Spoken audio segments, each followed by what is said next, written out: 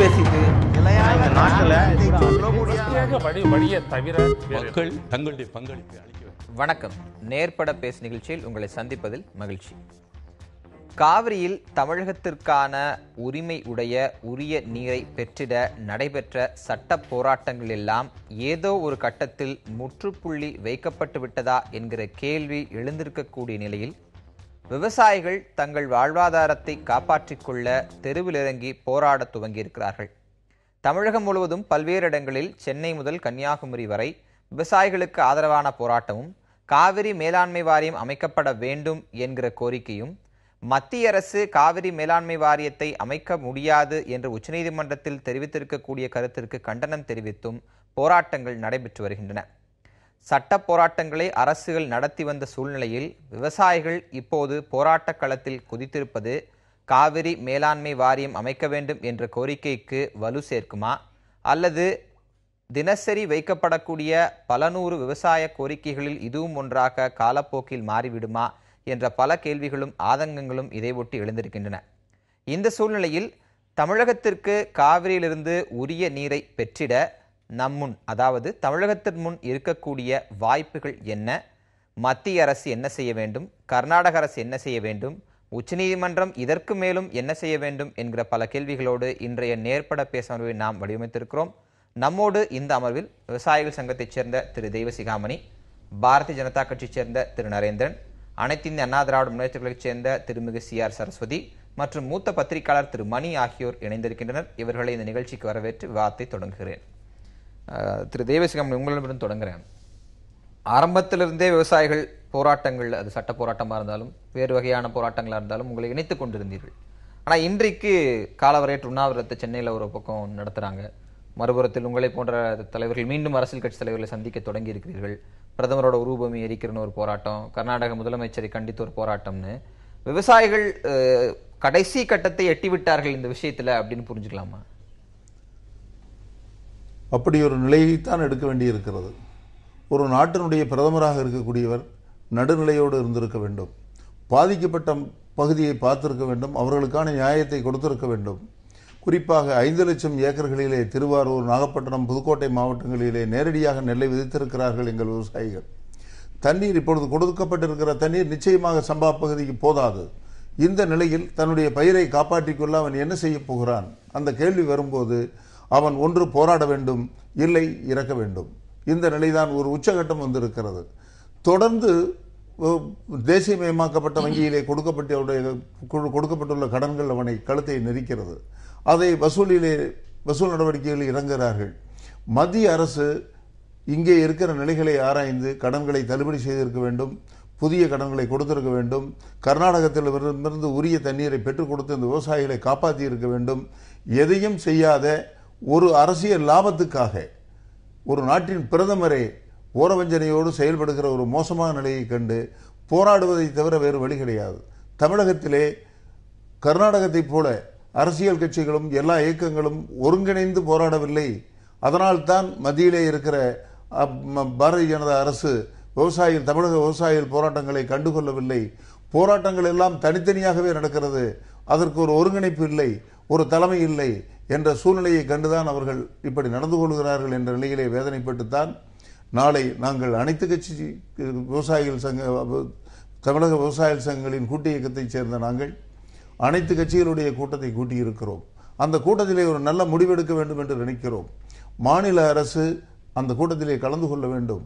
மாநில அரசு அனைத்து விவசாய சங்கங்களையும் கட்சிகளையும் ஒருங்கிணைத்து ஒரு கூட்டத்தை போட்டு மத்திய அரசுக்கு ஒட்டுமொத்த வலிமையை காட்டியிருக்க வேண்டும். அவர்கள் ஏனோ அதை செய்யவில்லை. மாநில அரசு செய்ய தவறியதை மாநில அரசு செய்ய தவறியதை இன்று விவசாய சங்கங்களின் கூட்டு இயக்கம் அனைத்து கட்சி கூட்டத்தை கூட்டியிருக்கிறது. இதிலாவது தமிழகத்தை ஆளுகிற ஆளும் கட்சி கலந்து கொண்டு விவசாயிகளுக்கு ஒரு நல்ல முடிவு ஏற்படுவதற்கும், மத்தியிலே இருக்கிற பாரதிய ஜனதா அரசை நிர்பந்தப்படுத்தி தமிழக விவசாயிகளுக்கு ஒரு நல்ல தீர்வு கிடைப்பதற்காகவும் உரிய நடவடிக்கை எடுக்க வேண்டும் என்பதே எங்களுடைய கருத்து. சரி, நம்ம தொடர்ந்து பேசலாம். திரு நரேந்திரன், மேலாண்மை வாரியம் அமைக்க ஏன் தாமதம் அப்படின்னு கேட்டபோது டிசம்பர் 2ஆம் தேதி தீர்ப்பை முன்னிறுத்தி ஏற்கனவே அந்த கேஸ் பெண்டிங்ல இருக்கு, அதனால அமைக்க முடியாதுன்ற ஒரு காரணம் சொல்லப்பட்டது. அதன் பிறகு மேலாண்மை வாரியம் அமைக்க உச்சநீதிமன்றம் உத்தரவிட்டவுடன் அமைத்து விடுவோம் அப்படின்னு சொன்னாங்க. அந்த இறுதிக்கேடு முடிந்து விசாரணை வரும்போதுதான் இந்த பெஞ்சுக்கு இதுக்கான அதிகாரம் இல்ல, நீங்க அடுத்த கட்ட இதுக்கு போகணும் அப்படிங்கிற வாதங்கள் எல்லாம் முன்வைக்கப்பட்டது. இப்போ இதுல ஒரு யூ டர்ன் மத்திய அரசு எடுத்திருக்கு அப்படின்னு பார்க்கலாமா? உண்மையை சொல்ல வேண்டுமானால் எந்த ஒரு யூ டர்னும் மத்திய அரசாங்கம் எடுக்கவில்லை. மத்திய அரசாங்கம் என்ன செய்ய வேண்டும் அதை முறையாக செய்து கொண்டிருக்கிறோம். புரிதலில் தான் இங்கே தவறு. அது மட்டுமல்ல, தேவையில்லாமல் தூண்டிவிட்டு ஏதோ மத்திய அரசாங்கம் நரேந்திர மோடி அவர்கள் தமிழகத்தின் மீது பாராபட்சமாக இருக்கிறார் என்று அத்தனை பேர் மனதில் ஒரு பொய்யான ஒரு தோற்றத்தை உருவாக்குகின்ற ஒரு முயற்சி தான் இன்றைக்கு நடந்து கொண்டிருக்கிறது. உண்மையை புரிந்து கொள்ளாமல் பேசிக் கொண்டிருக்கிறார்கள். அத்தனை பேரும் சொல்வது போல திங்கட்கிழமை 3ஆம் தேதி அன்னைக்கு உச்சநீதிமன்றத்திலே மத்திய அரசனுடைய வழக்கறிஞர் சொல்லுகின்ற பொழுது அவர் முடியாது என்ற வார்த்தை எந்த இடத்திலும் சொல்லவில்லை. முடியாது என்ற வார்த்தை எந்த இடத்திலும் சொல்லவில்லை. அதற்கு மாறாக இந்த நீதிமன்றம் சொல்லுகின்ற, நீங்க இந்த டிசம்பர் 3, 2013 கொடுத்த தீர்ப்பிற்கு அப்புறம் அதுல இப்பொழுது என்ன அவசரம் என்றுதான் அன்றைக்கு உச்ச நீதிமன்றம் கேட்டது. வழக்கு நடந்து கொண்டிருப்பது மத்திய அரசாங்கத்திற்கும் கர்நாடக அரசாங்கத்திற்கும் இல்லை, வழக்கு நடந்து கொண்டிருப்பது தமிழக அரசாங்கத்திற்கும் கர்நாடக அரசாங்கத்திற்கும் ரெண்டுக்கும் இடையான வழக்கு. மத்திய அரசாங்கம் அதுல பார்ட்டியே கிடையாது. உச்சநீதிமன்றத்தில் நீதிபதிகள் அழைத்து மத்திய அரசு வழக்கறிஞர் சொல்லுகின்ற பொழுது இதை செய்ய முடியும் என்று சொன்னார். ஆனால் அதன் பிறகு என்ன சிக்கல் வரும் என்று ஆராய்ந்து பார்த்த பிறகு இந்த வழக்கிற்கு மேலாண்மை வாரியம் அமைப்பதற்கான உத்தரவிட முடியாது, நாங்கள் அமைக்க முடியாது என்று சொல்லவில்லை. அது அமைக்க வேண்டும் என்றால் அதற்கு உரிய சட்டங்கள் இயற்றப்பட வேண்டும்.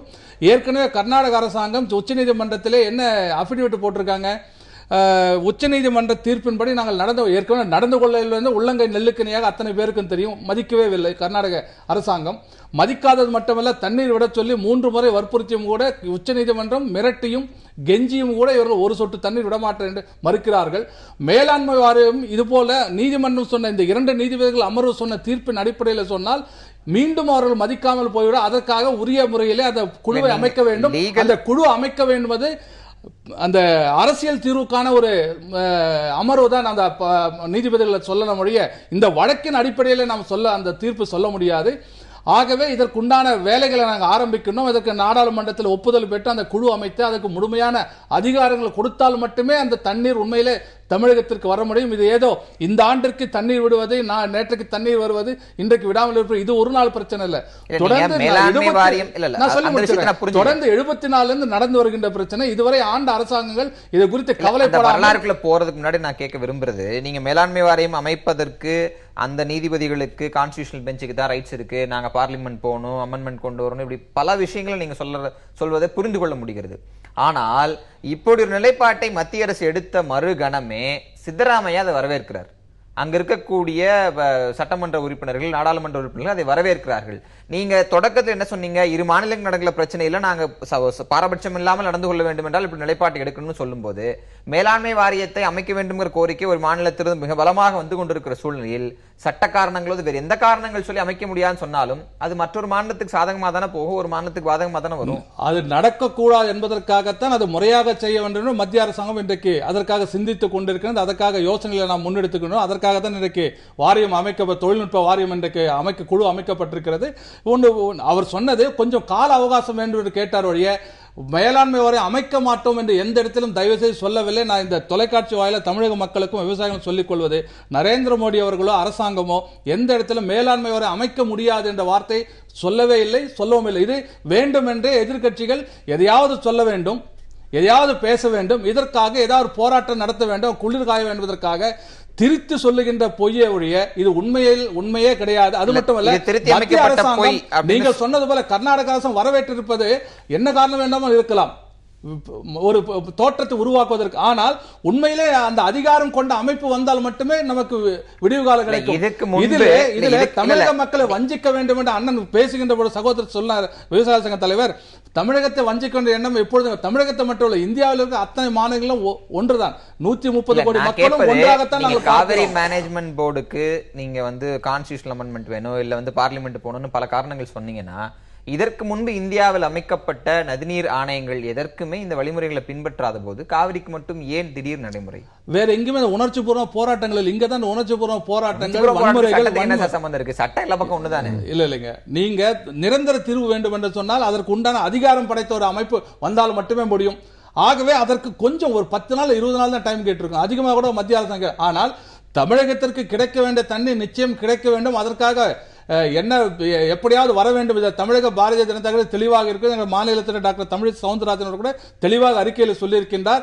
நிச்சயமாக தமிழக பாரதிய ஜனதா கட்சி இதற்காக பிரதம மந்திரியை சந்திப்பதற்காக நேரம் கேட்டிருக்கிறது. முக்கிய தலைவர்கள் சென்று சந்திக்க இருக்கின்றோம். சந்திப்பது மட்டுமல்ல, இதற்காக நேற்றைக்கு ஒரு கூட்டம் நடத்தியிருக்கின்றோம். அந்த துறையில நிபுணர்கள் தமிழக பாரதிய ஜனதாவை பிரதமர் சந்திக்கிறது சரி, நேத்து போன அதிமுக நாடாளுமன்ற உறுப்பினர்களே பிரதமர் சந்திக்கலையே. நீங்க நேரம் கேட்காம நீங்க பாட்டுல போயிட்டா ஒரு பிரைம் மினிஸ்டர் எப்படி வேணா பாத்துக்கலாம். கிரைசிஸ் டைம்ல ஒரு சந்திக்கணும்ன்ற ஒரு விஷயம் இருக்கு. மக்கள் பிரதிநிதிகள் ஒரு பேரணியாக போறாங்க. குறைந்தபட்ச ஒரு அக்னாலஜ்மென்ட் நான் கேட்கிறேன். இன்னைக்கு தமிழக முதலமைச்சர் மருத்துவமனையில் இருக்கிற இந்த காலத்தை விட்டு வேறு ஒரு சூழ்நிலை தமிழகத்தில் முதலமைச்சரை எதிர்கட்சி உறுப்பினர் நாங்க சந்திக்கணும் 20 பேருக்கு நடையா போயிட்டு உடனே சந்திச்சிட்டு இருக்காங்க. இது வரைக்கும் நடந்திருக்கு அது மாதிரி. அப்ப புரோட்டோகால் படி அவங்க புரோட்டோகால் எல்லாம் சொல்லலைங்க. ஆனால் இது அவர்களுக்கு அரசியல் செய்ய வேண்டும். ஏனென்று சொன்னால் இன்றைக்கு தமிழகத்தில் எதிர்கட்சியாக இருக்கக்கூடிய திராவிட முன்னேற்ற கழகம் எம்பிக்களை ராஜினாமா பண்ண, அதிமுக எம்பியில ராஜினாமா பண்ண சொல்றாங்க. நான் கேட்கிறேன், அவருக்கு ராஜ்யசபால எம்பி வச்சிருக்காரு, அவருக்கு லோக்சபால ஒரு எம்பி கிடையாது திமுக, ராஜ்யசபால அவங்க சகோதர உறுப்பினர் அத்தனை பேர் ராஜினாமா பண்ண சொல்லுங்க. முன்னுதாரணமா திராவிட முன்னேற்ற ஏன் நடந்து கொள்ளவில்லை? மற்ற கட்சிகளை நீங்க ராஜினாமா பண்ண சொல்றீங்க, எங்க மத்திய அமைச்சர் ராஜினாமா பண்ண கோரிக்கை வருது. ஏன் உங்க எம்பிகளை முதல்ல ராஜினாமா பண்ணி முன்னுதாரணமா ஏன் திராவிட முன்னேற்ற கழகம் இருக்கக்கூடாது? ஆகவே விவசாய பிரச்சனை தீர்ப்பது நோக்கம் அல்ல. இதன் மூலமாக எப்படி அரசியல் செய்ய வேண்டும், இதன் மூலமாக எப்படி பலனடை வேண்டும் பார்க்கல ஒழிய உண்மையே தமிழக விவசாயிகளுக்கு நல்லது நடக்க வேண்டும் என்பது மத்திய அரசாங்கம் தெளிவாக இருக்கிறது. நிச்சயமாக தமிழக மக்களுக்கு நியாயம் கிடைக்கும், வரவேண்டிய தண்ணீர் நிச்சயமாக கிடைக்கும். அதற்கு உண்டான முயற்சிகளில் மத்திய அரசாங்கம் ஈடுபட்டு இருக்கிறது. இந்த வழக்கு விவகாரத்தில் கர்நாடக அரசு என்ன வாதத்தை வைத்திருக்க வேண்டுமோ அந்த வாதத்தை அது தவறவிட்டு விட்டது. கர்நாடக அரசுக்கு பதிலாக மத்திய அரசு அந்த வாதத்தை தாக்கல் செய்திருக்கிறது. ஒரு வழக்கு பதிவு செய்கின்ற முறை ரெஜிஸ்ட்ரேஷன் பண்ண போது அந்த நிலை வருங்க. இப்போ ஒரு 3 நீதிபதிகள் அடங்கிய பெஞ்சில் ஒரு வழக்கு நிலுவையில் இருக்கும்போது 2 நீதிபதிகள் இருக்கிற வழக்கை ஒரு பதிவு செய்யக்கூடாது அப்படிங்கிற சூழ்நிலை வந்திருக்கணும். வழக்கு பதிவு செய்யறதுக்கு முன்னாடி, பதிவு செய்த பின்னாடி இந்த 2 பேர் கொண்ட அமர்வுக்கு அதிகாரம் இல்லை என்று மத்திய அரசு சொல்லக்கூடாது. இவங்க இந்த வழக்குல வாதியும் இல்லை பிரதிவாதியும் இல்லை, ஃபார்மல் பார்ட்டின்னு தான் இவங்களை சொல்லணும். அப்படி இருக்கும்போது இவங்க கர்நாடகத்திற்கு வலிந்துதான் செய்தார்களே ஒழிய வேற ஒன்றும் இல்லை. உச்சநீதிமன்றம் மத்திய அரசை தான் அமைக்கணும் அப்படின்னு உத்தரவு போடும்போது அதற்கான ரெஸ்பாண்டா அப்படி அதற்கான பதில் தரக்கூடிய அடிப்படையில் அவங்க அந்த பதிலை தந்திருக்காங்க. கோதாவரி ஒப்பந்தம் ஆணையம் போடும்போது இவங்க அந்த பதில் எல்லாம் சொல்லலையே. நம்ம தொடர்ந்து பேசலாம். தமிழக அரசியல் கட்சிகள் மத்தியில் ஒருமித்த குரலில் அனைத்து கட்சி கூட்டம் கூட்டப்படணுங்கிற விஷயத்தை இதே மேடையில் நம்ம பலமுறை விவாதித்திருக்கிறோம். உங்களிடமிருந்தும் பதில்கள் வந்திருக்கின்றன. ஆனா அதுக்குள்ள நான் போக விரும்பல. ஆனா இன்றைக்கு சூழல் வேறு வகையில் திசை மாறி இருக்கிறது. இங்க ஒரு கம்பைன்ட் எஃபர்ட் நிச்சயம் தேவை அப்படின்னு நிலைக்கு வந்த பிறகும் அதிமுகவிலிருந்து விவசாய சங்கத்தோட பேச்சுவார்த்தையோ இல்ல விவசாயிகள் கூப்பிடக்கூடிய அனைத்து கட்சி கூட்டங்களையோ பங்கேற்பது குறித்த நிலைப்பாடை இதுவரை எடுக்காதது ஏன்? நம்முடைய விவசாய சங்க தலைவர் கூட மாநில அரசு என்ன செய்தது இந்த பிரச்சனை இல்லைன்னு கேட்கிறாங்க. 100 வருஷமா நடக்குதுல்ல. திமுக ஆட்சியிலும் சரி, காங்கிரஸ் மத்தியில் இருந்த போதும் சரி, இப்ப பாரதியா இருக்கும் போதும் சரி, பாரதிய ஜனதா ஆளும் போதும் சரி, எத்தனையோ அனைத்து கட்சி கூட்டங்கள் நடத்தப்பட்டு எத்தனையோ ரெப்ரசன்டேட்டிவ்ஸ் போய் காங்கிரஸ் பிரதமரையும் பார்த்து காங்கிரஸ் முதலமைச்சரையும் பார்த்து எல்லா முயற்சியும் பண்ணிட்டு தான் இருந்தாங்க. இதுவரைக்கும் யாராவது உச்ச நீதிமன்றத்துக்கு போய் ஒரு நீதியை, அதாவது நம்ம நாட்டில் ஏதோ ஒரு பிரச்சனைனா வீட்டுக்குள்ள பேசலாம், பிரச்சனை முடியல போது நம்ம என்ன பண்ணுவோம், கடைசியில நீதிமன்றத்துக்கு போவோம். ஏன்னா ஒரு நீதிமன்றம் ஒரு தீர்ப்பை சொல்லிவிட்டால் அதுக்கு அப்பீல் கிடையாது என்பது அது சாதாரண மனிதராக இருந்தாலும் சரி, ஆளும் ஆட்சியா இருந்தாலும் சரி. ஒண்ணுமே செய்யலன்னு சகோதரர் சொல்றாரு. நான் பெருமையா சொல்றேன், இந்த வழக்கு இன்னைக்கு தமிழ்நாட்டுக்கு தண்ணீர் தர வேண்டும் என்பதை ஒரு மாண்புமிகு உச்சநீதிமன்றம் தீர்ப்பு சொன்னதென்றால் அதற்கான முழு முயற்சி எங்கள் மாண்புமிகு முதலமைச்சர் அம்மாவை சாரும். நீதிமன்ற கதவை தட்டினால்தான் நியாயம் கிடைக்கும். கர்நாடக அரசு எவ்வளவு முறை பேசியாச்சு. அவர்கள் மழை பெஞ்சா டேமை திறந்து விடுறாங்களே தவிர தண்ணி கொடுத்ததில்லை. இதுக்கு முன்னால் ஆண்ட காங்கிரஸ், மத்தியில் ஆண்ட காங்கிரஸ் சரி, இங்க இருந்த திமுக சரி, மத்திய அமைச்சர்கள் பங்கு கொண்ட போது கூட இதற்காக எந்த துரும்பையும் கிள்ளி போடல. இன்றைக்கு உச்ச நீதிமன்றம் அருமையான ஒரு வார்த்தையை சொன்னாங்க, வாழ வாழ விடுனாங்க. கர்நாடகா பத்தி சொன்னாங்க, நீங்க குடிக்க தண்ணி வேணுங்க வச்சுக்கங்க, அதே நேரத்தில் தமிழகத்துக்கு தண்ணி கொடுங்கன்னா இதை மாநில அரசு கொண்டு வந்த முயற்சியினால் வந்த வார்த்தைகள் தான் அது. மாநில அரசு முயற்சினாலும் வந்த தீர்ப்பு தான் அது. இன்னைக்கும் இப்ப சொல்றேன் செம்மல், நீங்க எத்தனை அனைத்து கட்சி கூட்டத்தை கூட்டினாலும் நீங்க என்ன போய் பேசினாலும் கர்நாடக அரசு தீர்மானமா இருக்காங்க. தமிழ்நாடு எங்க ஒரு உச்ச நீதிமன்றம் கண்டனம் தெரிவிக்கிற வரைக்கும் அவங்க தண்ணி திறந்து விட தயாரா இல்ல. நேற்று முன்தினம் மறுபடியும் கண்டன குரல் ஏற்பட்ட பிறகு நாங்கள் தண்ணீர் தரோம், அது எத்தனை நாளைக்கு தருவோம்னு சொல்லல, எத்தனை கியூசெக்ஸ் எத்தனை கண்ணாடி தருவோம்னு சொல்லல, தருவோங்கிற அளவு நிறுத்தி இருக்காங்கன்னா ஒரு நீதிமன்றத்திற்கு மேல் ஒரு தீர்ப்பு உண்டா? அந்த நீதிமன்ற தீர்ப்பையே மதிக்காதவர்கள் இடத்துல போய் என்ன அனைத்து கட்சி கூட்டம் போச போறீங்க, என்ன நீங்க கொண்டு போய் கொடுத்தவன கர்நாடகா தண்ணியை திறந்து விட்டுற போறாங்க?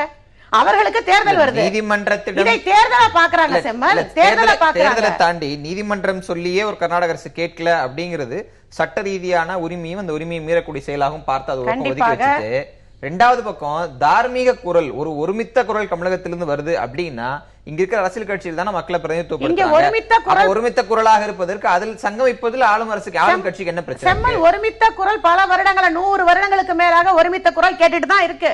காவேரி நடந்தாய் வாடி காவேரின்னு பாட்டே இருக்கப்பா, காவேரி எங்களுக்கும் சொந்தம், உற்பத்தியாவது குடகுமலையில் இருந்தாலும் அவள் ஓடுவது தவழ்வதெல்லாம் தமிழகத்தில் தான், குடிநீரும் முக்கியம், காவேரியில் விவசாயமும் முக்கியம், பயிர்கள் கருகிறது என்பதை எல்லா கட்சிகளும் எல்லா குரலும் சொல்லிக்கிட்டே தான் இருக்கிறோம். நாங்க அதிமுக குரலே கொடுக்கலையா? நேற்று கூட ஏன் மாண்புமிகு முதலமைச்சர் அம்மா டெல்லிக்கு சென்று உடனே நம்முடைய அண்ணன் சபாநாயகர் அவர்களும் எம்பிக்களும் பிரதமரை சந்தித்து மனு கொடுக்கணும் உடனே ஏன் அமிச்சாங்க? காவேரி மேலாண்மை வாரியம் அமைக்கப்பட வேண்டும். கொஞ்ச நாளைக்கு முன்னாடி மத்திய அரசு சொன்னாங்க வேளாண்மை வாரியம் அமைக்கப்படும். நேற்று முன்தினம் கோர்ட்டுக்கு போயிருக்காங்க. அதனால் மாண்புமிகு முதலமைச்சர் அம்மா உடனே நேற்று போய் மாண்புமிகு சபாநாயகரை ஊர்வலமாக சென்று இந்த தீர்ப்பு வர வேண்டும் என்றால் காவிரி மேலாண்மை வாரியம் அமைக்கப்பட்டால் தான் நிரந்தரமாக இந்த பிரச்சனைக்கு ஒரு முடிவு கிடைக்கும், நிரந்தரமாக தமிழ்நாட்டுக்கு தண்ணி கிடைக்கும் என்பதை இந்த நிமிடம் வரை போராடுபவர் மாண்புமிகு முதலமைச்சர் அம்மா. அவர்கள் எந்த முயற்சியும் எடுக்காமலோ யாரையும் குரல் கொடுக்காமலோ இல்ல, நாங்கள் குரல் கொடுத்து இது குரல் கேட்கவே இல்லை கர்நாடகாவுக்கு, நீதிமன்ற குரலாவது கேட்கட்டுமே, இந்த நீதிமன்றத்துக்கு போனோம். பேசலாம் திருமணி. இந்த டோட்டல் எபிசோட்ல பல இடங்கள்ல பல நாட்ஸ் நுவான்சஸ் எல்லாமே இருக்கிறத நம்ம பார்த்துட்டே இருக்கிறோம். சமீபத்தில் நாரிமன் கர்நாடக தரப்பு வழக்கறிஞர் விலகிறாரு. அதன் தொடர்ச்சியாக மத்திய அரசு வேற ஒரு ஸ்டாண்ட் அந்த இடத்துல எடுக்கிறாங்க. அதுக்கு வேற ஜஸ்டிபிகேஷன் அவங்க சொன்னாலும் உச்சநீதிமன்றமே ஒரு கட்டத்துல இதுல ஒரு முற்றுப்புள்ளி வைக்கிற ஸ்டேஜுக்கு வந்துருச்சுன்னு புரிஞ்சுக்கலாமா? கண்டனத்தை பதிவு செய்து விட்டு அதோடு தங்கள் இதை நிறுத்தி கொண்டார்கள். இப்ப வேற வழி இல்லாமல் விவசாயிகள் களத்துக்கு இறங்கிட்டாங்க. இதுதான் ஒன்லி எண்ட் ஆப்ஷன் புரிஞ்சுக்கலாமா? இல்லை, இதில் 2-3 விஷயங்களை நம்ம கவனிக்கணும். ஒன்று உச்சநீதிமன்றம் ஆரம்பத்திலேருந்தே ஒரு கன்சிஸ்டண்டாக ஸ்டாண்ட் இந்த விஷயத்தில் எடுக்காதது இந்த நிலைமைக்கு ஒரு காரணம். 2013 டிசம்பர் 3ஆம் தேதி அன்றைய தலைமை நீதிபதி ஜஸ்டிஸ் ஆர்.எம். லோதா தலைமையிலான 2 நபர் 3 ஜட்ஜ் பெஞ்ச் 3 நீதிபதிகள் கொண்ட பெஞ்ச் நினைக்கிறேன். அவங்க என்னத்துக்கு நீங்கள் இப்போ மேனேஜ்மெண்ட் போர்டு அமைக்கணும், 2 நீதிபதிகள் கொண்ட அமர்வு, நீங்கள் அது வரைக்கும் வாட் இஸ் தி அர்ஜென்சின்னு சொல்லி அவங்க கேட்டு சூப்பர்வைசரி கமிட்டி போட்டு 3 வருஷம் அதில் ஓடிச்சு. ரெண்டாவது இன்னைக்கு இந்த விஷயத்துல மோடி அரசாங்கம் எடுத்திருப்பது தெளிவா தெரியுது, இது தமிழகத்திற்கு இழைக்கப்பட்ட துரோகம். அதுல எந்த மாற்று கருத்துக்கும் இடம் இருக்க முடியாது. எப்படின்னு கேட்டீங்கன்னா, இவங்க அவங்க முதல்ல ஒத்துக்கிறாங்க, அதற்கு பிறகு அவங்க பின்வாங்குறாங்க. பின்வாங்கும்போது அந்த அஃபிடவிட்ல நீ உத்தரவு போட முடியாது, அதற்கான உரிமை உச்சநீதிமன்றத்திற்கு இல்லை, இந்த இஷ்யூஸ் ஆஃப் கவர்னன்ஸ்ல எக்ஸிக்யூட்டிவ்ல ஜுடிஷியரி டாமினேட் பண்ண முடியாதுலாம் சொல்லிட்டு நாங்கள் உடனே அமைப்போம், உடனே கூட்டம், அந்த வார்த்தைகள் இல்லை. இதை ஒரு காரணமா காமிச்சு அவங்க பின்வாங்குறாங்க. மூன்றாவதாக நாம் கவனிக்க வேண்டியது, தமிழகத்தில் இன்று இருக்கக்கூடிய பிரத்யேகமான அரசியல் சூழ்நிலை இந்த தைரியத்தை மோடி அரசாங்கத்திற்கு கொடுத்திருக்கிறது. நீங்க ஒண்ணு கவனிக்கணும், நேற்று முதன்முறையாக நேற்று நம்முடைய தலைமைச் செயலாளர் அவர்கள் வாட்டர் செக்ரட்டரி சசிசேகர், அவரும் தமிழ்நாடு கேடர் ஆபீசர் தான், ஊட்டியில கலெக்டரா இருந்தவர், பீகாரை சேர்ந்தவர், அவருக்கு நம்முடைய தலைமைச் செயலாளர் கடிதம் எழுதுகிறார்.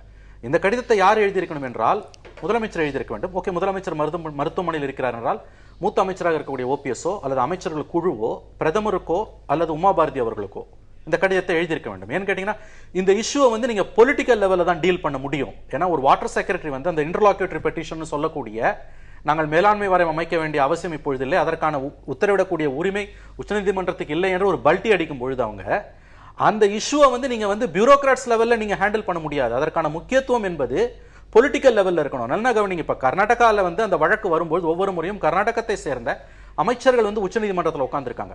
இன்னொரு விஷயத்தை நம்ம கவனிக்கணும். இவங்க மேடம் சொன்னாங்க, நாங்க எத்தனை அனைத்து கட்சி கூட்டம் கூட்டினா என்ன பலன்? தவறான வாதம் அது. எப்படின்னு கேட்டீங்கன்னா, பல நேரங்களில் நீங்கள் சட்டம் சாதிக்காததை அரசியல் சாதிக்கும்.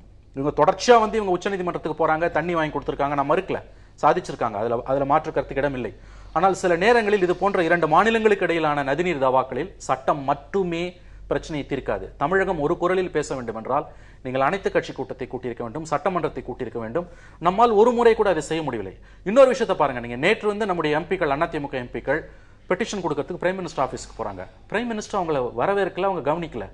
நம்முடைய பிஜேபி நண்பர் சொன்னார், நீங்க அனுமதி வாங்கிட்டு வரணும்னு. அவசியமே கிடையாது, இது ஒரு எமர்ஜென்சி சிச்சுவேஷன்.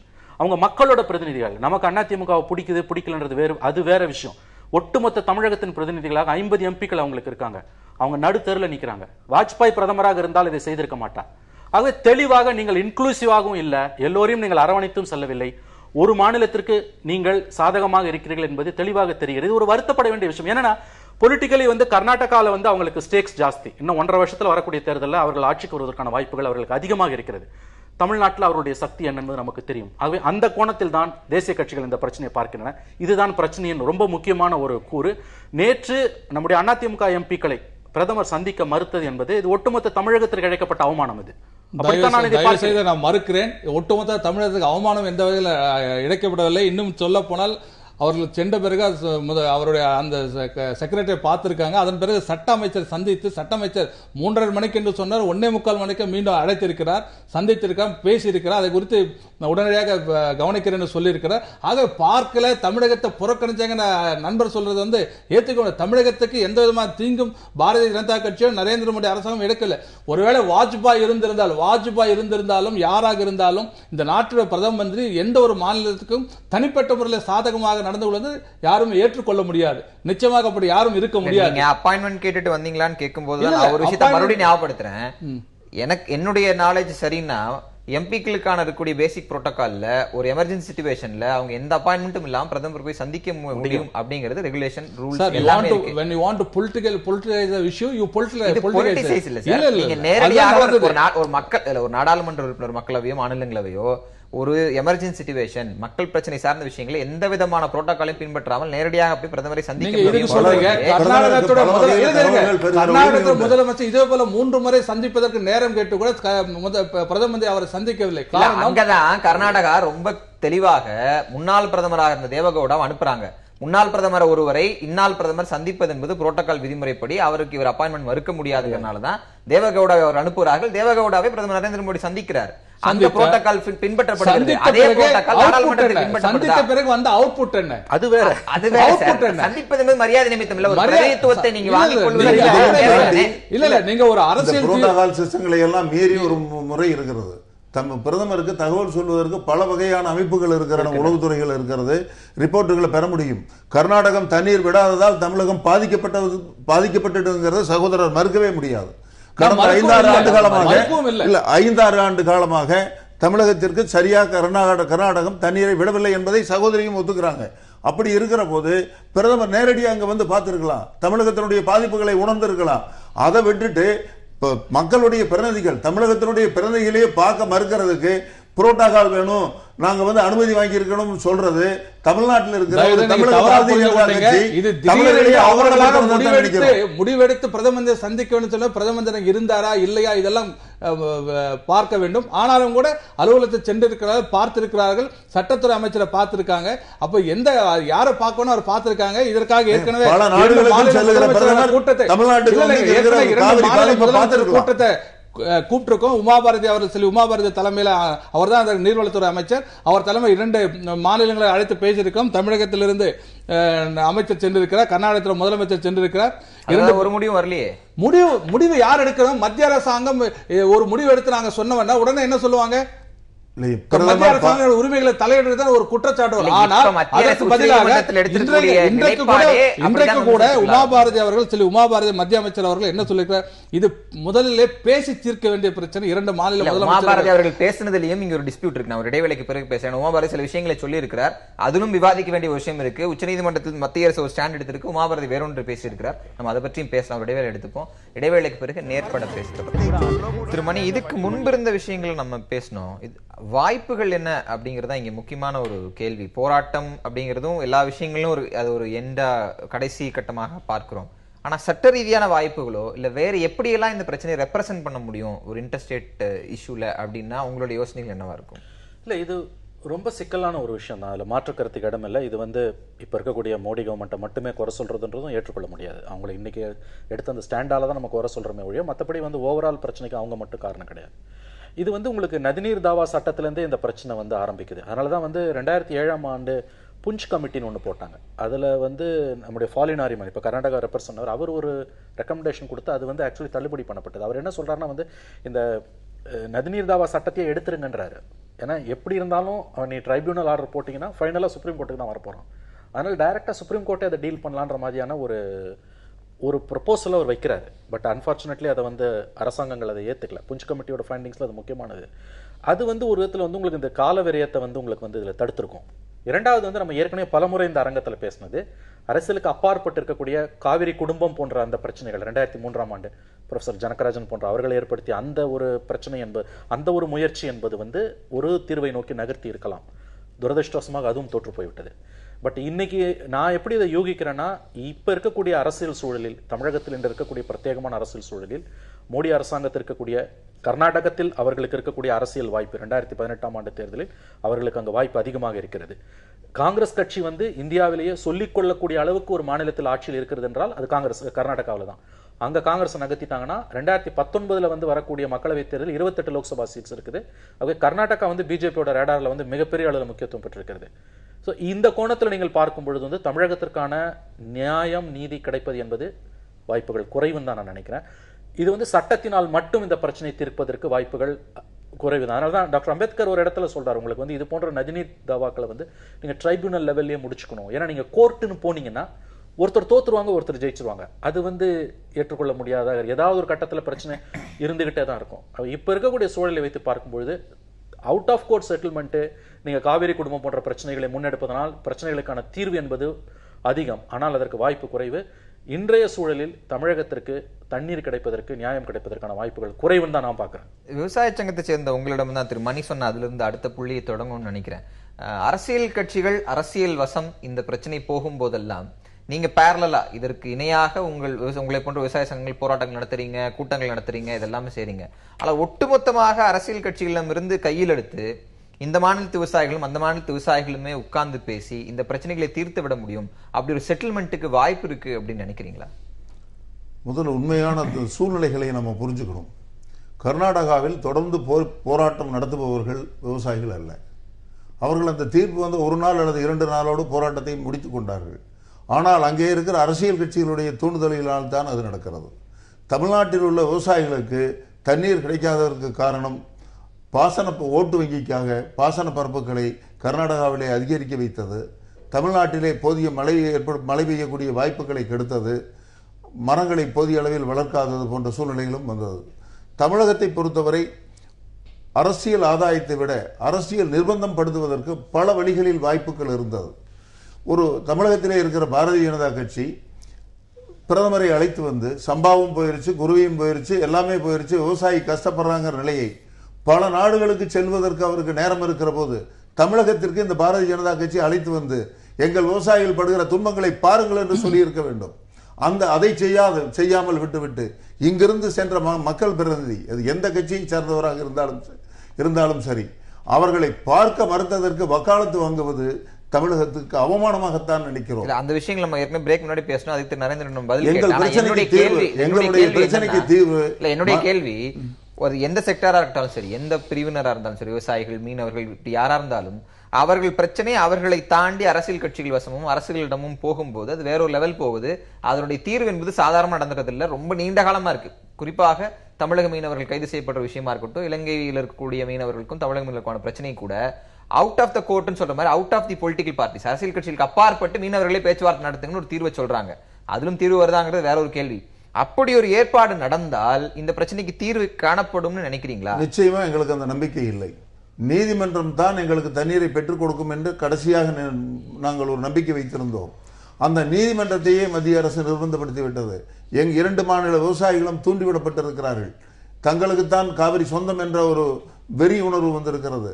அங்கே இருப்பவன் பாசன பகுதியை அதிகரித்துக் கொண்டு இருக்கிறான், இங்கே இருப்பவனுக்கு பயிர்கள் காய்கிறது, பாசன பரப்பு சுருங்கி கொண்டு இருக்கிறது. இந்த நிலையில் விவசாயிகளை கூட பேசி கர்நாடகாவும் தமிழகத்திற்கும் ஒரு சமாதானம் ஏற்படுகிற வாய்ப்பே கிடையாது. இது உச்சகட்டத்திற்கு போய்விட்டது. நீங்கள் முதலில் வைத்த கேள்வியின்படி இனி இது ஒரு இறுதியான முடிவுக்கு செல்ல வேண்டும். அந்த முடிவை எடுக்கிற அதிகாரம் உச்ச நீதிமன்றத்திடமே விடப்பட்டு இருக்க வேண்டும். கோதாவரி நதிநீர் ஆணையம் அமைக்கப்பட்ட போது பாராளுமன்றத்தில் தீர்மானம் நிறைவேற்றப்படவில்லை. இன்று மோடி அரசு பாராளுமன்றத்திலே சட்டம் கொண்டு வர வேண்டும், நிறைவேற்ற வேண்டும் என்று சொல்லுவது எதற்கு தெரியுமா? பாராளுமன்றத்தில் கூட்டத்தையே நடத்த கர்நாடக எம்பிக்கள் விடமாட்டார்கள். ஒரு தீர்மானத்தை கொண்டு வந்து தமிழகத்திற்கு உரிய தண்ணீரை கொடுக்க வேண்டும் என்று சட்டத்தை கொண்டு வருவதற்கு ஒரு நாடகத்தை மோடி அரசு நடத்தினால் நிச்சயமாக அந்த பாராளுமன்ற கூட்டத்தையே நடத்த விடாமல் தடுத்து வருவார்கள். மொத்தத்தில் தமிழகத்திற்கு தண்ணீர் கொடுக்கக்கூடாது என்பதிலே மத்திய அரசும் மத்தியிலே ஆளுகிற அரசு தமிழகத்தினுடைய நாடாளுமன்ற உறுப்பினர்கள் 2 அவையிலும் எண்ணிக்கை ஜாஸ்தி தானே. எண்ணிக்கை அதிகமாக இருந்தாலும் தமிழகத்திலே இருக்கிற ஆளும் கட்சி விவசாயிகளையோ எதிர்கட்சிகளையோ அழைத்து பேசினால் தங்களுக்கு அவமானம் என்றோ கௌரவ குறைச்சல் என்றோ நினைக்கிறார்கள். ஏன் கர்நாடகத்திலே எதிரெதிர் கட்சிகள் எல்லாம் ஒன்றாக உட்கார்ந்து பேசி முன்னாள் பிரதமரை சந்திப்பதற்கு அனுப்பும் போது இங்கு எதிர்கட்சி தலைவரையோ அவர்களுக்குள் உடன்பாடு இல்லை என்றால் விவசாயிகளை அழைத்து பேசினால் என்ன நஷ்டம் வந்துவிடும்? மாநில அரசு நினைக்கிறது. கேட்கிறேன், 10 வருடம் காங்கிரசும் திமுகவும் கைகோர்த்து மத்தியிலும் மாநிலத்தில் ஆட்சியில் இருந்தாங்க.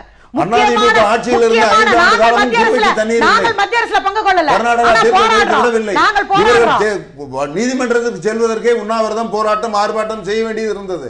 விவசாயிகள் ஒரு கடுமையான நிர்பந்தத்தை ஏற்படுத்திய பின்புதான் காலதாமதமாக நீதிமன்றத்துக்கு சென்றார்கள். 5 ஆண்டு காலமாக தண்ணீர் வரவில்லை, குருவை பொய்த்து விட்டது.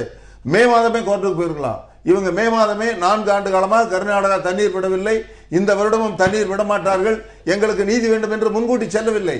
காலதாமதமாக கடுமையான விவசாயிகள் தூக்கு மாட்டிக்கொண்டு போராடுகிற நிலையெல்லாம் வந்த பின்புதான் இவர்கள் நீதிமன்றத்திற்கு சென்றார்கள். அந்த நீதிமன்றத்தில் கூட மாநில அரசு முதல் வாய்தாவில் வழக்கறிஞர்களை அனுப்பவில்லை. சகோதரருக்கு பதில் சொல்லுங்க. திமுகவும் காங்கிரசும் மத்திய அரசுல எல்லா கட்சியும் சொல்லுகிறோம், விவசாயிகளுக்கு எல்லாருமே.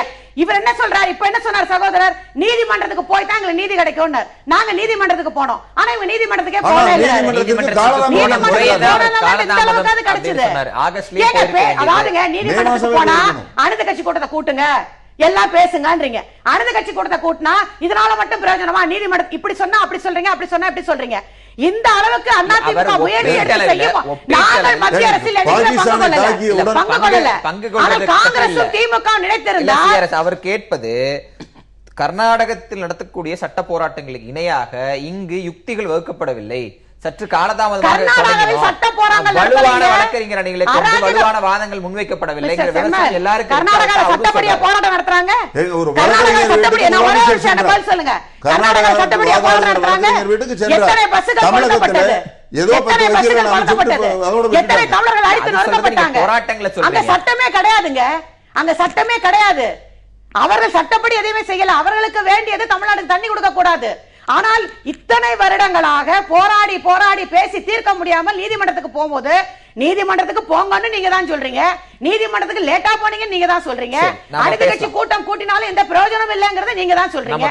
இதை எப்படி தான் பேசுவது? வாய்ப்புகள் அப்படிங்கிற அந்த கான்டெக்ஸ்ட்ல பேசினா மத்திய அரசு முன்பும் இன்னும் பல வாய்ப்புகள் காத்திருக்கின்றன இந்த பிரச்சனையை சுமூகமாக முடிப்பதற்கு. ஒரு விஷயம் தொடர்ச்சியாக சொல்லப்படுகிறது, கர்நாடகத்தில் பாரதிய ஜனதாக்கு அதிக ஸ்டேக்ஸ் இருக்கு, ஆட்சியை பிடித்திடலாம், இங்கு அவர்கள் அவ்வளவு பலமாக இல்லைங்கறனால சற்று இரண்டாம் பட்சமாக இதை பார்க்கிறார்கள் அப்படிங்கிற வாதம் இருக்கு.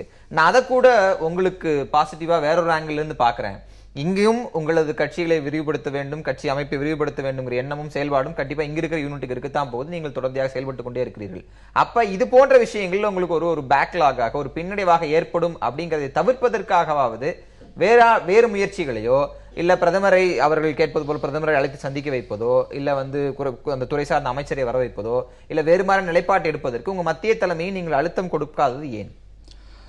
முதல்ல ஒரு விஷயம், ராமாயணத்தில் சீதை தான் கற்புக்கரசை நிறுவனத்திற்காக ஒரு முறை தீக்குளித்தார். இது இதிகாசத்தில் நாம் படித்திருக்கின்றது. நரேந்திர மோடி அவர்கள் தமிழ்நாட்டின் மீது தனக்கு புரிதல் இருக்கிறது, தமிழ்நாடு வளர்ச்சி பெற வேண்டும், தமிழக விவசாயிகள் மீது அக்கறை இருக்கிறது, அவர் எத்தனை முறை தீக்குளித்து நிரூபிக்க வேண்டும் எனக்கு புரியவில்லை. மீனவர் பிரச்சனையாக இருக்கலாம், வேறு பிரச்சனையாக இருக்கலாம், எத்தனை முறை அவர் தீக்குளித்தால் தமிழக மக்கள் இந்த தமிழக அரசியல் நம்புவார்கள் எனக்கு தெரியவில்லை. ஆகவே இது முழுக்க முழுக்க அரசியலாக பேசுகிற நிரந்தர தீர்வு என்பது ஒன்றுதான் இப்போது தமிழக மக்களுக்கு தமிழக விவசாயிகளுக்கு தேவை. நிரந்தர தீர்வு இவர் சொல்லுகின்ற அண்ணன் பேசுகின்ற பொழுது பிரதம மந்திரி நீங்கள் அழைத்து உடனடியாக காட்டவில்லை. இது என்ன சொல்றதுன்னு புரியலங்க. ஆனால் தமிழக பாரதிய ஜனதா கட்சி இதற்காக ஒரு அறிக்கை தயாரித்து இன்றைக்கு எங்களுடைய மத்திய அமைச்சர் பிரதம மந்திரி திரு பொன் ராதாகிருஷ்ணன் பிரதம மந்திரி சந்திப்பதற்கு நேரம் கேட்டிருக்கிறார். ஒரு சந்தித்திருக்கலாம், சந்திக்கலாம், நாளை சந்திக்கலாம். எங்கள் தமிழகத்தில் பாரதிய ஜனதா கட்சி டாக்டர் தமிழிசை சவுந்தரராஜன் அவர்கள் இதற்காக டெல்லி செல்வதற்காக அனைத்து குறிப்புகளும் தயாரித்துக் கொண்டு இது மேலாண்மை வாரியம் அமைக்க வேண்டும், இதில் எந்த விதமான இருவேறு கருத்துக்கள் கிடையாது என்பதை நாங்கள் தெளிவாக சொல்லிக் கொண்டிருக்கிறோம். ஒவ்வொரு முறையும் இது பொதுமக்களுக்கு ஒரு கேள்வி இல்ல, நான் சொல்லி முடிச்சிடறேன். ஒரு ஒப்புக்காக நீதிமன்றத்தின் மூலமாக தான் கிடைக்கின்றாரு. அப்ப நீதிமன்றத்திலே மத்திய அரசாங்கத்துடைய வழக்கறிஞர் நேரம் கேட்டபோது நீதிபதிகள் அதை கண்டிக்கவில்லை. ஏன் நேரம் கொடுத்தார்கள்? நியாயம் இருப்பதனால தான் நியாயம் கொடுத்திருக்கிறார்கள். நாங்கள் கேட்டது உண்மையான அதிகாரம் உள்ள மேலாண்மை வாரியம் வேண்டுமா? ஒப்புக்கு சப்பானியாக நாங்கள் மேலாண்மை அமைக்கணும்னு சொன்ன புதுச்சேரியும் தமிழகத்தையும் உடனடியாக உறுப்பினர்கள் கொடுத்துட்டாங்க. கர்நாடகா கொடுக்க என்ன பண்ண முடியும்? நீங்க கர்நாடக அரசாங்கம் மதிக்கவில்லை. நான் திரும்ப ஒரு விஷயம் சொல்றேன். கர்நாடக கர்நாடகத்துல பாரதிய ஜனதா கட்சி வலுவாகத்தான் இருக்கிறது. அது இருவேறு கருத்து இல்லை. தமிழகத்துல தான் அப்படி நீங்கள் அரசியல் ரீதியாக பார்த்தார்கள் அடுத்த முறை எங்களுக்கு வெற்றி பெற வேண்டிய இலக்கு தமிழகத்திலே தான் அதிகமாக இருக்கிறது. அப்படி அரசியல் ரீதியாக பார்த்தால் தமிழகத்திலே கட்சியை வளர்ப்பதற்காக நான் செய்ய வேண்டும். வெறும் அரசியலுக்காக, ஓட்டு அரசியலுக்காக மத்திய அரசாங்கம் நரேந்திர மோடி அவர்கள் இல்லை. எங்களுடைய கட்சியோட கொள்கை, அடிப்படை கொள்கை தேசியம் தான். தேசியம் என்றால் அத்தனை மாநிலங்களும் அத்தனை மக்களும் ஒருங்கிணைத்து ஒரே பார்வையில பார்க்க வேண்டும். இதுதான் கூட இது நான் சொல்ல முடியும். ஒரே பார்வையை பார்க்க வேண்டும். அதுல எந்த இடத்தில் நாங்கள் தவறவில்லை, சரியாக நடந்து கொள்ளாமல். ஆனால் எடுத்தேன் கவிழ்த்தேன் என்ற ஒரு விஷயத்தில் நீங்கள் ஒரு முடிவெடுக்க முடியும். மத்திய அரசாங்கம் முடிவெடுக்க முடியாது. அது நிரந்தர தீர்வாக இருக்க வேண்டும். உண்மையான அதிகாரம் கொண்ட மேலாண்மை வாரியம் வந்தால் மட்டுமே இந்த பிரச்சனைக்கு உண்மையிலே தீர்வு காண முடியும். அத்தனைக்கு மேலாக நதிகளை உடனடியாக தேசியமயமாக்க வேண்டும். இதற்காக ஒரு முயற்சி நடந்து கொண்டிருக்கிறது. அப்படி நதிகளை தேசியமயமாக்க வேண்டும் சொன்னால் எத்தனை மாநில அரசாங்கங்கள் ஏற்றுக்கொள்ள வேண்டும் நினைக்கிறீர்கள்? அதுக்கு எதிர்ப்பு வரத்தான் செய்யும். ஆனால் அதையும் மீறி வருங்கால சந்ததி சரியாக இருக்க வேண்டும். இந்த நாட்டில் விவசாயிகள் நன்றாக இருக்க வேண்டும். விவசாயிகள் வாழ்க்கை நன்றாக இருந்தால் நாடு முன்னேறும் நம்பிக்கொண்டிருக்கின்ற பாரதிய ஜனதா கட்சி நிச்சயமாக தமிழக விவசாயிகளுக்கு துரோகம் எப்படி நினைக்கும்? நிச்சயமா நினைக்காது. கடந்த முறை தண்ணீர் விடல. ஜூன் 12 தண்ணீர் விடல. அன்றைக்கெல்லாம் அமைதியாக இருந்தார்கள். இப்போ உச்சநீதிமன்றத்தில் வழக்கு இருந்தது. வழக்கு தன் கையை விட்டு மீறி போகின்ற சமயத்தில் அவர்கள் ஏதோ ஒரு தீர்ப்பு வந்தால் அந்த தீர்ப்பை கர்நாடக அரசாங்கம் ஏற்றுக்கொள்ள மறுக்கிறது. அப்படி கர்நாடக அரசாங்கத்தை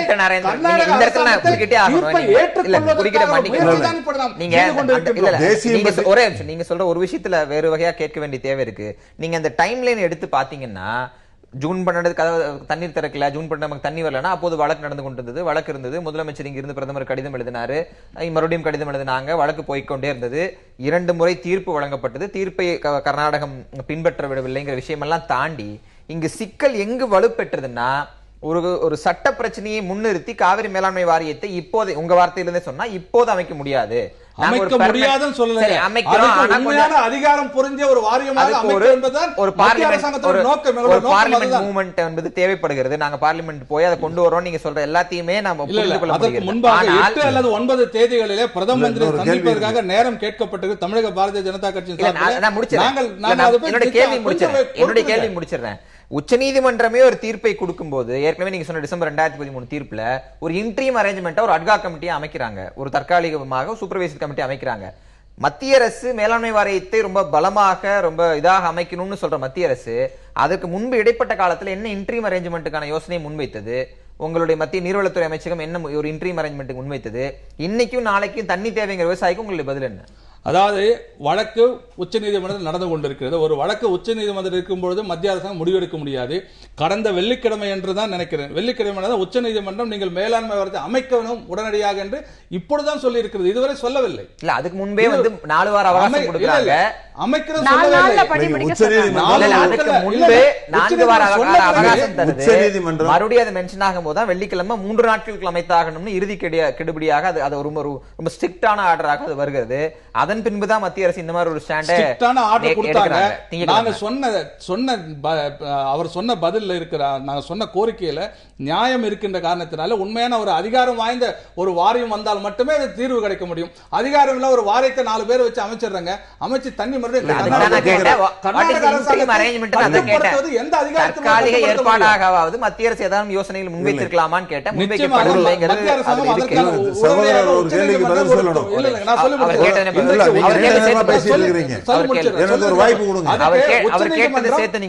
உச்சநீதிமன்றம் நேற்றைக்கு சொல்லுகின்ற பொழுது அது தொழில்நுட்ப குழு அமைக்க வேண்டும் சொல்லி இருக்கிறது.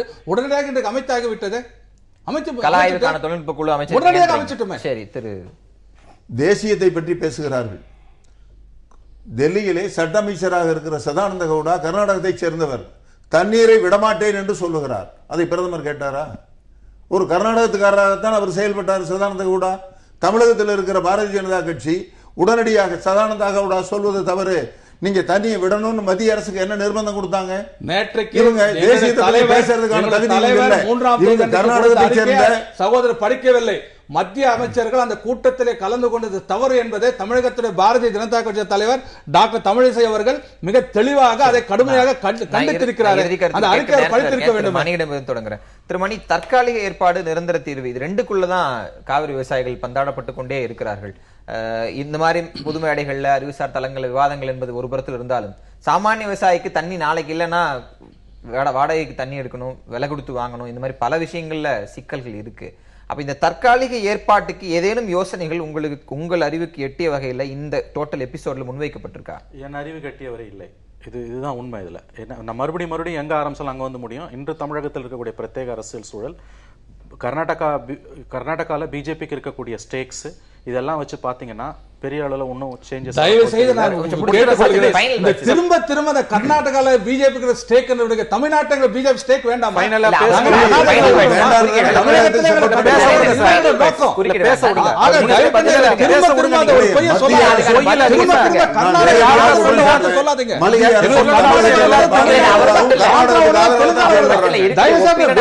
சொல்ல வேண்டாம். முதல்ல பேச விடுங்க. அதாவது இது எல்லாருக்கும் தெரியும், யாரும் சொல்லணும்னு அவசியமே கிடையாது. மழை பெஞ்சுனா ஓரளவு பிரச்சனை சால்வ் ஆகும். இப்ப அதற்கான வாய்ப்பும் இல்லை. இந்த பருவம் தாண்டிய பிறகு இதற்கான இந்த சூடு குறையும். உச்சநீதிமன்றத்தில் 18ஆம் தேதி ஒத்திவைக்கப்பட்ட வழக்கு, அதற்கு பிறகு என்ன ஆகும் தெரியாது. இன்னொன்று, மேலாண்மை வாரியம் அமைப்பது என்பதே it is not an end in itself. இப்ப இருக்கக்கூடிய சூழலில் எனக்கு படுவது என்னவென்றால், ஒருவேளை உச்சநீதிமன்றத்தின் நிர்பந்தம் காரணமாக மோடி அரசு மேலாண்மை வாரியத்தை அமைக்கலாம். ஆனால் அதற்கு உரிய அதிகாரங்கள் வழங்கப்படவில்லை என்றால் அதுலயும் பிரச்சனை வந்து அப்ப மறுபடியும் உச்சநீதிமன்றத்துக்கு தான் போவார்கள். ஆகவே மேலாண்மை வாரியத்தை இவர்கள் எப்படி அமைக்கிறார்கள் அப்படின்றது ரொம்ப முக்கியம். திரும்பவும் சொல்றேன், இது வந்து இவர்கள் மத்தியில் ஆளக்கூடியவர்கள், இவர்களுக்கு இருக்கக்கூடிய கர்நாடகாவில் இருக்கக்கூடிய அரசியல் அந்த பொலிட்டிக்கல் கால்குலேஷனால அவர்கள் தமிழகத்திற்கு நியாயம் நீதி கொடுப்பார்கள் என்று நீங்கள் எதிர்பார்க்காதீர்கள். சிஆர் சரஸ்வதி, பல விஷயங்களை ஒப்பீட்டளவில் முகநூல்ல இணையதளங்கள் இந்த பிரச்சனை குறித்து பேசப்பட்டே வருகிறது. ஜல்லிக்கட்டு விஷயத்தையும் தொடர்ச்சியா சொல்றாங்க. ஆனா அதெல்லாம் தாண்டி ரொம்ப முக்கியமானது இந்த நதிநீரை தேசியமயமாக்குவது, இல்ல பொதுப்பட்டியலுக்கு கொண்டு போவது, இல்ல முழுக்க மத்திய அரசின் கட்டுப்பாட்டில் கொடுத்துறதுன்னு பல யோசனைகள் சொல்லப்படுகிறது. அது போன்ற யோசனைகளை மாநில அரசு வரவேற்கிறதா? இல்ல, சமீபத்தில் மாண்புமிகு முதலமைச்சர் சட்டமன்றத்தில் சொன்னாங்க, தமிழ்நாட்டில் உள்ள நதிகளை முதலில் இணைப்பதற்கு ஒரு எவ்வளவு பணம் தேவைப்படுங்கிறத மாண்புமிகு பிரதமர்கிட்ட கொடுத்த அந்த அட்டவணையிலே கொடுத்திருக்காங்க.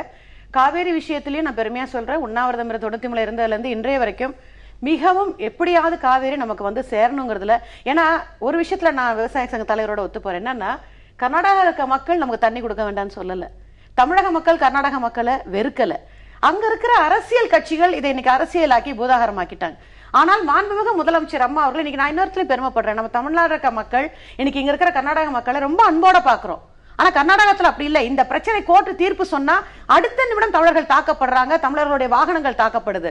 ஆகவே இதை பொலிட்டிக்கலா மாத்தி இருக்காங்க கர்நாடகாவில். இந்த நிலைமையில் மாண்புமிகு முதலமைச்சர் அம்மா நேற்றைக்கு பாரத பிரதமர்கிட்ட இன்னைக்கு மனுவை கொடுத்திருக்கோம்.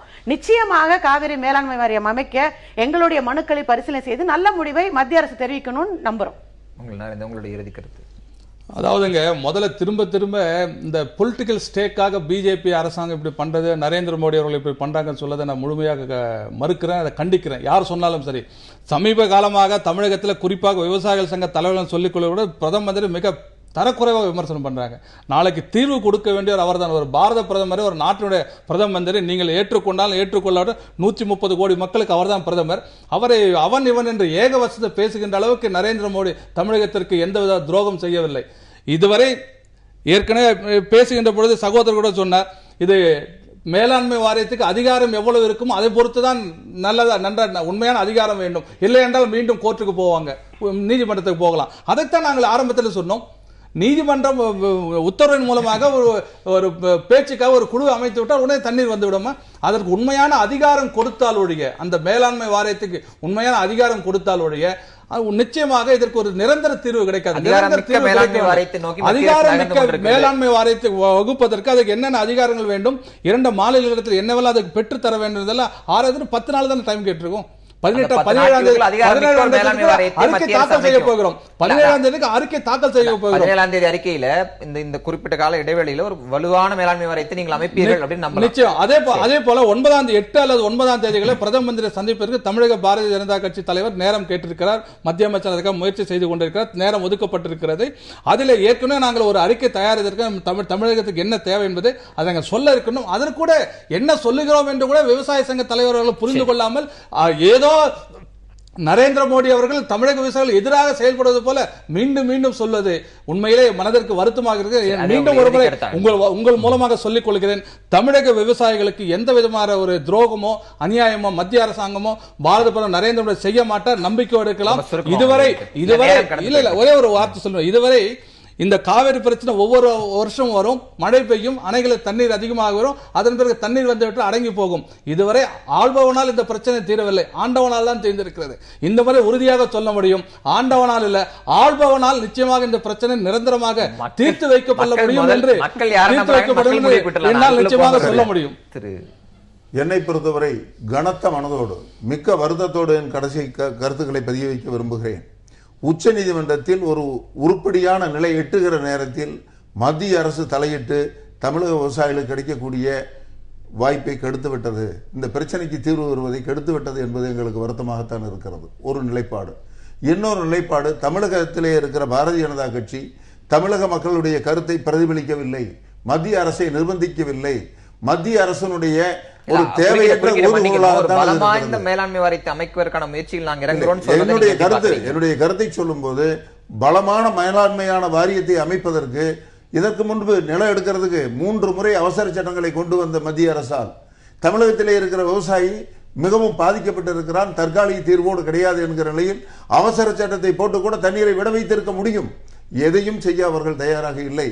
தமிழகத்திலே இருக்கிற பாரதிய ஜனதா கட்சி தமிழ்நாட்டுக்காக வாதாடுவதை விட மத்தியிலே இருக்கிற அரசாங்கத்துக்கு வக்காலத்து வாங்குவதைத்தான் கருத்தில் எடுத்துக்கொண்டிருக்கிறது. இன்னொரு முக்கியமான வருத்தம், தமிழகத்தை ஆளுகிற அனைத்து இந்திய அண்ணா திராவிட முன்னேற்ற கழக அரசு வழக்கை தொடர்ந்து ஒரு வெற்றியை பெற்றிருக்கிறது, ஒரு நிலைக்கு முக்கியமான நிலைக்கு தள்ளி இருக்கிறது என்பதை நாங்கள் வரவேற்கிறோம், பாராட்டுகிறோம். அதே சமயத்திலே விவசாயிகளை அழைத்து பேசியிருக்கலாம், எதிர்க்கட்சிகளை அழைத்து பேசியிருக்கலாம், ஜனங்களுடைய கருத்துக்களை எடுத்து சொல்லியிருக்கலாம். பாகிஸ்தானுக்கும் இந்தியாவுக்கும் இடையிலே ஒரு ராணுவ தாக்குதல் வந்தபோது உடனடியாக எதிர்க்கட்சிகளை எல்லாம் கூப்பிட்டு பேசுகிற மத்திய அரசு சூழ்நிலை இருக்கிறது. கர்நாடகத்திலே அனைத்து கட்சிகளையும் அழைத்து பேசுகிற ஒரு சூழ்நிலை இருக்கிறது. இந்தியாவிலேயே எதிர்க்கட்சிகளை கூப்பிட்டு பேசாத, பாதிக்கப்பட்டவர்களை பேசாத ஒரு அரசு இருக்கிறது என்று சொன்னால் அது அதிமுக அரசு என்பதை மக்கள் பிரச்சனையா பாக்குறோம். இதெல்லாம் அரசியல் பிரச்சனையா பார்க்கல, விவசாயிகள் பிரச்சனையா பாக்குறோம். அதுக்காக நீதிமன்றத்துக்கு போனோம், பேசி பேசி தீர்வு. நாங்கள் வந்து காங்கிரஸ் திமுக மாதிரி ஏமாத்த விரும்பல, உண்மையாக செயல்படக்கூடிய அனைத்து இல்ல. அதனால மறுபடியும் அந்த விஷயத்தை சொல்லலாம் இல்லைங்க. அனைத்து கட்சி கூட்டம் கூட்டியதால் லாபம் கிடையாது. திமுக சொல்லுங்க, அவர் சொல்றாரு திமுக சொல்லக்கூடிய குற்றச்சாட்டை தான் இன்னைக்கு விவசாய சங்கமா பேசல, திமுக பிரதிநிதியா பேசுறாரு. அனைத்து கட்சி கூட்டத்தை கூட்ட வேண்டும் என்பது திமுகவோட குரலா இருக்கு. அனைத்து கட்சி கூட்டம் வந்தாலும் பிரயோஜனம் இல்லை, நீதிமன்றத்துக்கு தலை வணங்காதது. அனைத்து கட்சி கூட்டம் வந்தாலும் பிரயோஜனம் இல்லை என்பது எல்லாருக்குமே தெரியும். நீதிமன்றத்துக்கு தலை வணங்காதது. விவசாயிகளுக்கு தமிழக பாரதிய ஜனதா எந்த அளவுக்கு அழுத்தம் கொடுத்திருக்கு அதெல்லாம் பத்திரிகையில வெளிப்படையாக சொல்ல முடியாது. நாங்கள் பேசிக்கொண்டுதான் இருக்கிறோம். விவாதத்தை நான் நிறைவு செய்கிறேன். விவாதத்தில் கலந்துள்ளதுக்கு நன்றி. மீண்டும் ஒரு நேர்பட பேசாமல் சந்திப்போம். எதிர்த்து பேசிட்டு